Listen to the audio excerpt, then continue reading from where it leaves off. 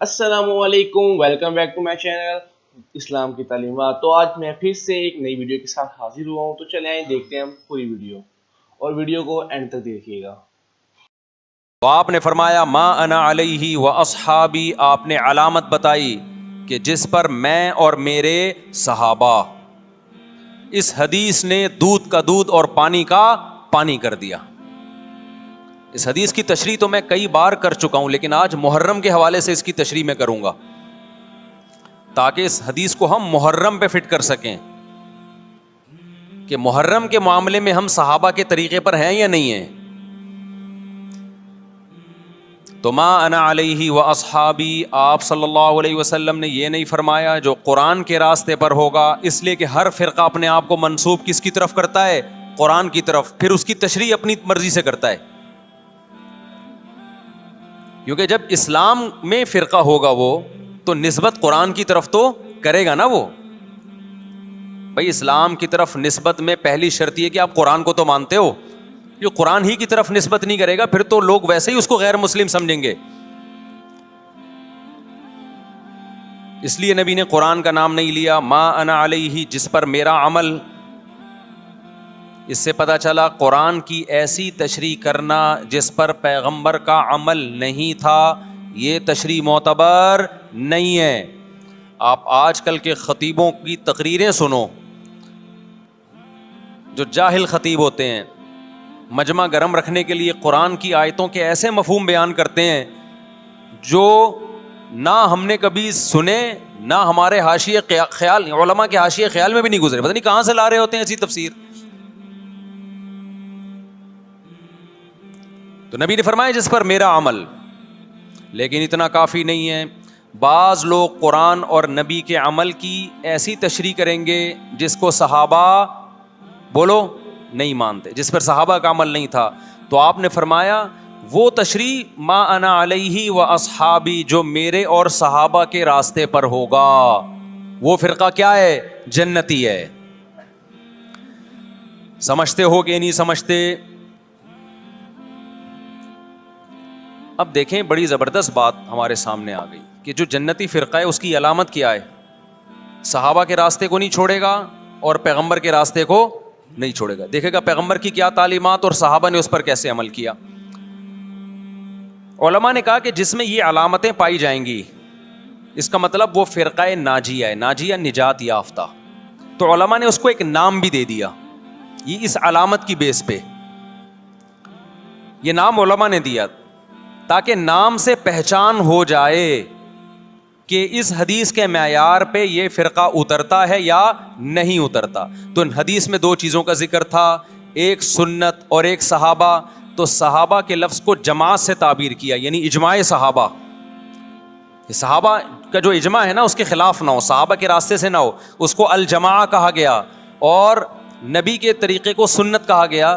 تو اس لیے اس فرقے کا نام جو نجات یافتہ تھا، اسلاف نے نام رکھا اہل السنت والجماعہ، جو حدیث کو بھی مانتے ہیں اور صحابہ کو بھی مانتے ہیں۔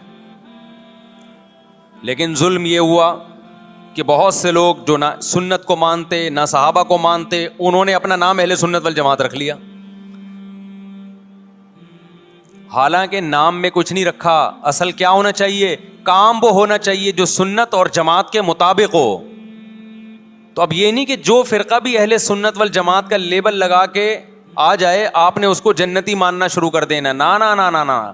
آپ نے علامت دیکھنی ہے کہ اس میں اہل سنت والجماعت والی علامتیں پائی جاتی ہیں، وہ عقیدے ہیں جو اہل سنت والجماعت کے ہیں، پھر تو ہم مانیں گے، ادروائز اس کو ہم فرقہ ناجیہ میں نہیں مانیں گے۔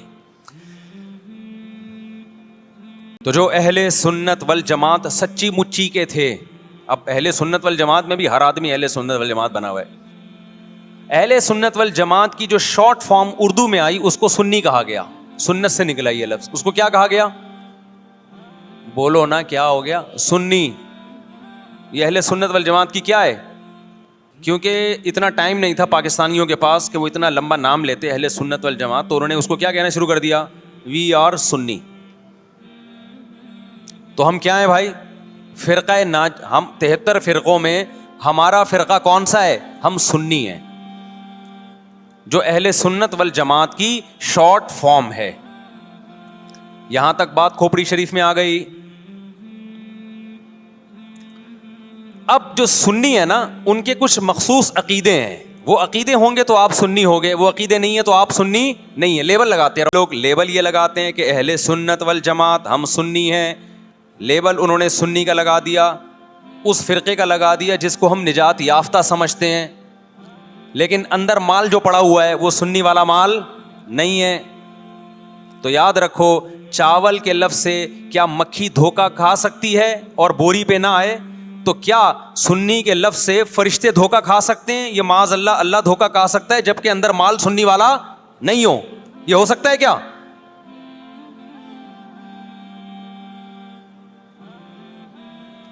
تو اس لیے میں کہتا ہوں آپ ایک چیز ہو جاؤ, یا سنی ہو جاؤ یا شیعہ ہو جاؤ یا کچھ اور ہو جاؤ. کبھی ادھر جا رہا ہے, کبھی ادھر جا رہا ہے, کبھی ادھر لڑک رہا ہے. محرم میں شیعہ بن رہا ہے, ربیع الاول میں بریلوی بن رہا ہے, رمضان میں انسان کا بچہ بنتا ہے. میں یہ نہیں کہہ رہا کہ بریلوی انسان کے بچے نہیں ہیں, یعنی رمضان میں ایسا لگے گا جیسے بہت نیک آدمی. تراویح میں پہلے 3 دن دیکھو نا آپ. ابھی تو میں یہ بات ہی نہیں کر رہا کون جنتی کون جہنمی, کون غلط کون صحیح. ابھی تو میں صرف یہ بتا رہا ہوں کہ اسلاف نے 73 فرقوں میں سے جو ایک جنتی ہوگا اس کو ایکسپلین کیسے کیا ہے. اگر بریلوی اس پہ پورے اترتے ہیں تو بھائی وہ جنتی ہیں. میں کسی کو جہنمی جنتی نہیں کہہ رہا, میں تو ایک کرائٹیریا بتا رہا ہوں. ہو سکتا ہے میں نہ اترتا ہوں, بریلوی بھائی پورے اترتے ہوں, شیعہ لوگ پورے اترتے ہوں. کسی ایک کو میں یقینی طور پہ نہ جنتی کہہ رہا ہوں نہ جہنمی. میں تو کہہ رہا ہوں کہ آپ فیصلہ کرو کہ آپ ادھر ہو یا ادھر ہو, درمیان میں نہ لٹکو. ایسا نہیں ہو سکتا ایک ٹانگ جہنم میں ایک ٹانگ جنت میں آپ کی, یا تو پورے ادھر جاؤ گے یا پورے ادھر جاؤ گے. کھوپڑی شریف میں بات آ رہی ہے کہ نہیں آ رہی ہے؟ تو نبی صلی اللہ علیہ وسلم نے فرمایا جنتی فرقے کی علامت ما انا علیہ و اصحابی, جس پر میں اور میرے صحابہ ہوں. اب نبی اور نبی کے صحابہ کس طریق پر تھے, کس ٹریک پر تھے؟ اس کو امام طحاوی رحمہ اللہ تعالی, جو حنفیہ میں بہت بڑے محدث گزرے ہیں, امام ابو حنیفہ کے شاگردوں کے شاگردوں کے شاگردوں میں تھے,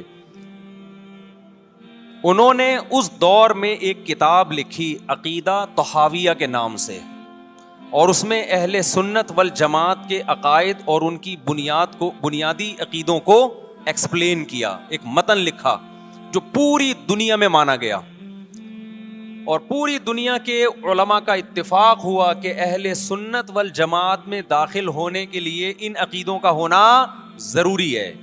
اہل حدیث نے بھی مانا اس کو. اب اہل حدیث کی یونیورسٹی میں پڑھایا جاتا ہے. حنفیوں نے بھی مانا, مالکیوں نے بھی مانا, شافعیوں نے بھی مانا, حنبلیوں نے بھی مانا. سعودی عرب کی یونیورسٹی میں بھی پڑھائی جاتی ہے. وہ لکھنے والے اگرچہ حنفی تھے لیکن وہ جو عقیدے تھے وہ سب کے ہیں. وہ اس سے اہل سنت غیر اہل سنت سے کیا ہو رہے تھے, ان میں فرق ہو رہا تھا. سمجھتے ہو کہ نہیں سمجھتے؟ اس کتاب کا نام کیا ہے؟ العقیدۃ الطحاویہ.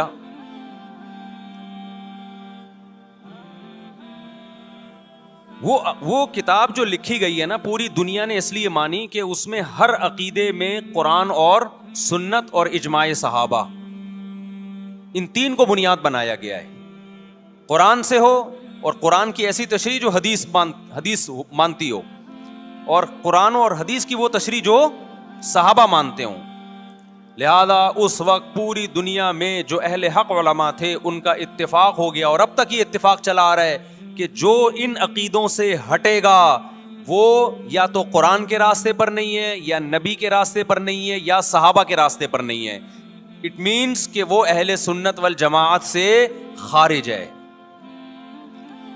خارج کہہ کے ہم اس کو کافر نہیں کہہ رہے. کافر کہنا نہ کہنا یہ ایک الگ بحث ہے. کچھ کافر ہیں کچھ کافر نہیں ہے, لیکن وہ نجات یافتہ فرقوں میں نہیں ہے. بہرحال وہ اس فرقے میں نہیں ہے جس کی نبی صلی اللہ علیہ وسلم نے جنت میں جانے کی گارنٹی لی ہے. سمجھتے ہو کہ نہیں سمجھتے ہو؟ اب ان عقیدوں میں کیا ہے بھائی؟ وہ یہ کہ اہل سنت والجماعت جب بھی کوئی مسئلہ نکالیں گے اس کی بنیاد 4 چیزیں ہوں گی: قرآن، حدیث، اجماع امت. یعنی ایسی تشریح کبھی نہیں کی جائے گی قرآن و سنت کی جو امت کے اجماع کے خلاف ہو، کیونکہ امت حدیث میں بہت دفعہ یہ ہے کہ امت گمراہی پہ جمع نہیں ہو سکتی. آپ ایسی تشریح کسی حدیث کی کر رہے ہیں جو کوئی بھی نہیں مانتا اب تک، اس کا مطلب آپ گمراہی پھیلا رہے ہیں. اور چوتھی چیز ہے قیاس. بعض مسائل قرآن و حدیث میں واضح نہیں ہیں لیکن قرآن اور حدیث میں ان کی طرف اشارے ہیں، تو مجتہد کیا کرتا ہے کہ وہ قرآن و حدیث کے ان معنی اور مضمون میں غوطے لگا کے وہ مسائل کا استنباط کرتے ہیں، زمانے کے حساب سے نئے نئے مسائل اخذ کرتے ہیں. سمجھتے ہو کہ نہیں سمجھتے؟ تو 4 اصول اہل سنت والجماعت کے، قرآن سے مسئلہ نکالا جائے گا، حدیث سے نکالا جائے گا، اجماع امت سے، اور چوتھے نمبر پہ قیاس سے.